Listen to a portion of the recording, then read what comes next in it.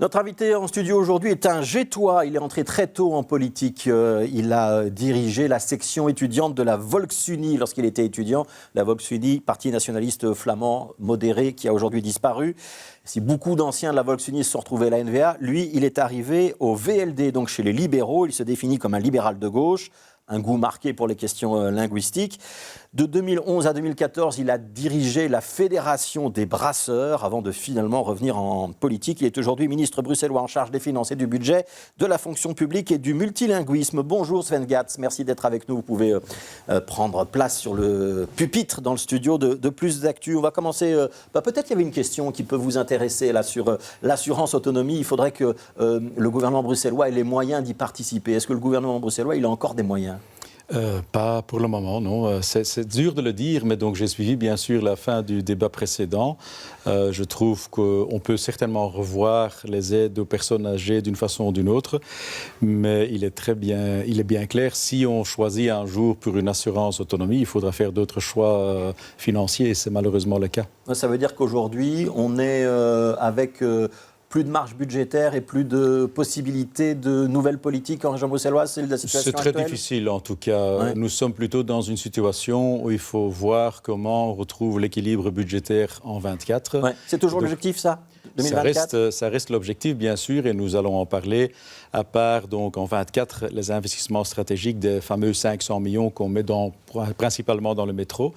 Mais donc, il faut d'abord mettre les choses en ordre sur le budget normal, disons. Nous pouvons y arriver, mais ce ne sera pas évident. Ouais. À l'automne, quand vous avez présenté le budget 2022, on avait évoqué des dépenses d'investissement qui seraient étalées dans le temps. C'est le phasage d'un certain nombre de travaux. Mais vous aviez aussi annoncé 105 millions d'économies structurelles que les ministres devaient faire chacun dans leur département. C'est fait, le compte est bon, les économies sont là ou pas encore ? Normalement, le compte est bon. Normalement. Écoutez, nous devons faire un ajustement budgétaire. Nous ne l'avons pas fait les 2 années précédentes parce qu'avec Covid, nous sommes rattrapés par les primes de soutien qu'on a dû dégager. Mais cette fois-ci, on se retrouve plutôt dans une année budgétaire normale. Donc, nous allons faire un ajustement budgétaire à Pâques ou entre Pâques et l'été. Et là, il faudra voir si les budgets... Il n'y a pas de dérapage dans normalement, c'est bien respecté par tous les collègues. C'est important. Ouais. Le Covid, il a coûté près d'1 milliard, si je ne me trompe pas, la région bruxelloise. Oui, même un peu plus, malheureusement. Un peu plus, donc les dépenses supplémentaires en santé, la vaccination, par exemple, les mesures de soutien économique, et puis le manque à gagner à cause du ralentissement. Oui. Donc c'est un peu plus qu'1 milliard au total. Oui. Ouais. Est-ce qu'on doit avoir encore de l'inquiétude sur l'emploi et l'économie bruxelloise, ou est-ce que ça va redémarrer ? Et ce redémarrage, vous allez pouvoir l'aider ou pas ? Il y a déjà un redémarrage, heureusement, en Belgique en général et à Bruxelles aussi. Mais naturellement, il y a certains secteurs, le secteur de la nuit en particulier, les événements, mais aussi un Horeca au centre et au quartier européen, qui sont toujours en mauvais état. Et donc là, on est en train de voir au sein du gouvernement comment on peut faire, à mon avis, je l'espère bien, une dernière injection. Donc pour faire un mini-plan de relance. Oui, et une relance en même temps. Mais disons, quand on regarde le marché de l'emploi, heureusement, ça se passe plutôt bien. On est de nouveau au niveau pré-Covid, même un tout petit peu mieux. Le revers, c'est naturellement qu'il y a une pénurie un peu partout, les profs, les gens dans l'Horeca, mais aussi ailleurs. Mais donc là, on est déjà un peu aidé par la relance économique. Donc on peut dire qu'il y aura un petit plan de relance ou une nouvelle vague de mesures de soutien. C'est une nouvelle vague de mesures de soutien donc, qui est préparée maintenant par ma collègue Barbara Tract et on va voir comment on peut le faire. On a déjà le montant ? Non, le montant, on en discutera dans les jours qui viennent. Alors, on a fait allusion au métro, ce projet d'extension du métro, notamment vers Schaerbeek et Evere. On a beaucoup de questions, c'est 1,6 milliard au total, le projet d'extension du métro. Est-ce qu'on a encore les moyens ? Et est-ce que vous ne finissez pas vous-même par douter ? Je vais lire une citation, c'est ce que vous avez dit au Parlement. Je veux mettre en garde les membres de la majorité comme de l'opposition. Il faudra changer son fusil d'épaule en 2025. Ce rythme n'est pas tenable. Le rythme, c'est 500 millions par an d'investissement. Supplémentaire au budget. Ouais. Et donc, on l'a fait... C'est aussi une manière de les sortir du budget et d'éviter d'être en difficulté avec les règles européennes. Oui, bon, disons, le principal élément, c'est qu'on fait les investissements. Et pendant une certaine période, donc cette législature-ci, on dit temporairement, et avec des taux d'intérêt bas, ce sont les deux conditions, on va quand même faire ces investissements supplémentaires ou hors budget. Mais on ne peut pas continuer à le faire parce qu'on s'endette naturellement. Naturellement, si on fait des investissements, on s'endette, ça c'est pas le pire des choses. Mais alors, à partir d'un certain moment, et 2025, ce sera donc l'année pour revoir comment et à quel rythme allons-nous continuer ces investissements? Est-ce que nous allons utiliser l'enveloppe Belliris, l'argent fédéral pour investir à Bruxelles plutôt dans le métro ou pas? Je veux déjà commencer les débats en sachant que nous ne le clôturons pas avant les élections. Ce sera pour la prochaine législature. Oui, mais il faut déjà s'en rendre compte qu'il faudra faire cet exercice. Si on met tout l'argent de Belliris sur le projet de métro, 24, ça veut dire qu'on n'investit plus dans rien d'autre. Est-ce que c'est raisonnable? En principe, ça devrait être raisonnable parce qu'à l'époque, disons back to basics, cet argent était vraiment pour les tunnels, pour la mobilité et pour les grands chantiers. Bon, maintenant, on a fait aussi d'autres choses avec et donc on doit voir comment on réoriente ce montant. Je ne suis pas responsable tout seul, on va le faire avec les autres partenaires et puis on devra aussi intégrer certains investissements qui sont maintenant dans les 500 millions, aussi dans le budget normal.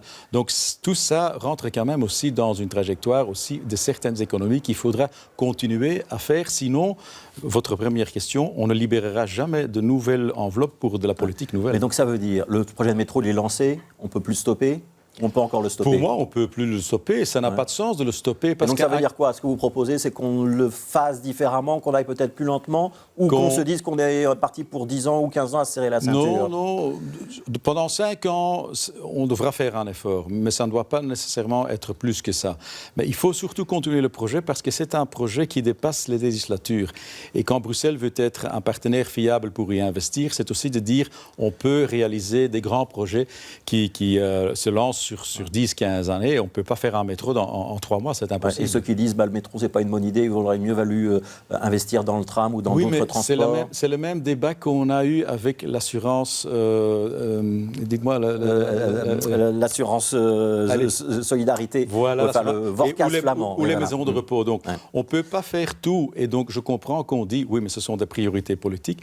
Nous, au sein du gouvernement, on essaye toujours de refaire les priorités politiques. Et on débat avec les électeurs, avec les citoyens, avec les Bruxellois. Mais quand on a dit, il y a 10 ans d'ici, on va faire une 3e ligne de métro, parce qu'il y a quand même aussi 300 000 personnes de plus qui habitent cette ville, alors il faut continuer ces projets. Sinon, c'est toujours du stop and go. Ça, il faut absolument éviter. Bruxelles, c'est une ville francophone ou c'est plus compliqué que ça?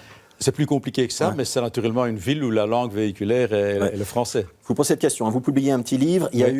Vous avez également présidé ce week-end des assises du multilinguisme. Ça veut dire quoi? Ça veut dire que les querelles francophones, néerlandophones, c'est du passé, on doit passer à autre chose? C'est quand même un peu du passé, je l'espère bien, en ce sens que le néerlandais est là, le français est là, bien sûr, mais il y a une 3e langue, on peut l'aimer ou pas, c'est un peu intercalé, c'est l'anglais. Ça ne veut pas dire que tous les Bruxellois parlent l'anglais régulièrement, mais peuvent le parler en tout cas. Et ça veut dire que... Est-ce qu'il va devenir une langue officielle et supplanter le français et le néerlandais? À mon avis, l'anglais n'a pas vocation de devenir une langue à la même hauteur que le français et le néerlandais. Donc, par exemple, on prend toujours cet exemple-là, rue de la Loi, Wetstraat, ça ne va pas être Law Street, ça c'est un peu bête. Mais disons qu'un accueil comme le collège des bourgmestres le fait à Schaerbeek, maintenant, pour dire, voilà, une certaine première ligne d'accueil, vous pouvez également l'avoir en anglais ou dans d'autres langues, mais là, vous devez avoir un interprète.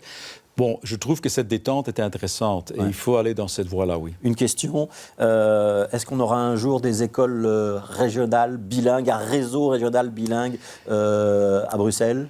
Je trouve que ce serait une piste très intéressante. Dans le livre, parce que j'ai lu les conclusions, vous dites c'est un petit peu compliqué, il vaut mieux essayer de travailler avec la communauté flamande et la communauté française. En première couche, il faut travailler plus entre les écoles. C'est déjà possible. Naturellement, on doit se rendre compte du fait que les écoles, ont toujours, tant on parle, ont quand même eu de grandes difficultés avec le Covid. Et donc, il leur faut un peu d'oxygène pour voir, comment est-ce qu'on va faire les échanges des profs de langue, comment comment est-ce qu'on va plus collaborer. Donc ça, il faut faire.